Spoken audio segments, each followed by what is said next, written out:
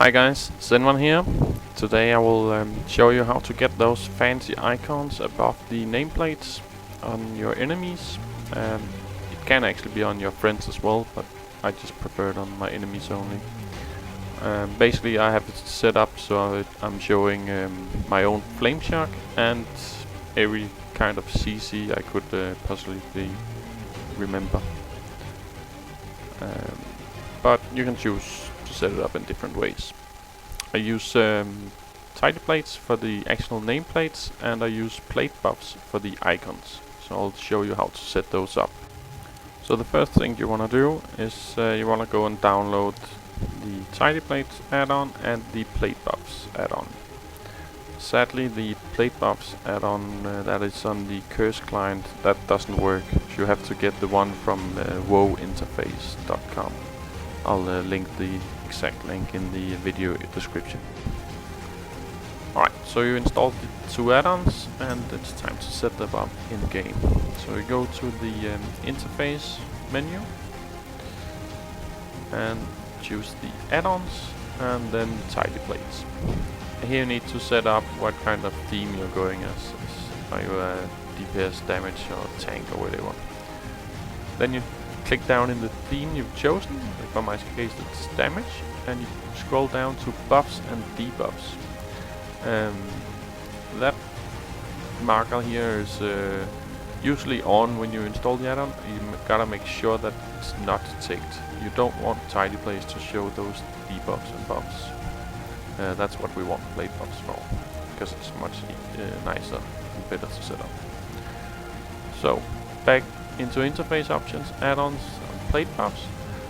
When you start with PlateBuffs, it's gonna have these settings that shows all buffs, which is kind of bad because it will show you every single debuff and buff the boss or player have. So it's gonna be totally impossible to see anything. So you want to set it to none for both of them, both buffs and debuffs, and that's because you want to be able to specify what spells should be shown. So we don't want any automation here, we just want to type in manually what spells we want to show. So set them both to none and then go down into the specific spells, or whatever it's called here. You click here and you get a list of all the spells that you have rules for. So this is this will actually, when you start, have a lot more spells than I have here. I've deleted most of them and just trying to keep the crowd control spells here, because that's what I use PlateBuffs for. I want to see crowd control spells on players around me, and I also use it to show like really important buffs that I need to react on. For instance, Mage's Icy Vein, I need to purge that, so I have that in here. And I have the Warrior Recklessness as well, just because they hit so hard. So I really want to know when they pop Recklessness, so I can go hide in a corner or something like that. So here I have the you have some options to change the size and font size of the spells, of the icons above the nameplates, and I've chosen to have all the crowd control ones. I've chosen a size 3 for those, and then that's like the hard crowd control, like blind and polymorph, whatever, fear. I've set those to size 3, so those are the biggest ones I get. And then like the small CCs, which could be grab or any other route, I've set those to 2 or 2.5, so they're slightly smaller.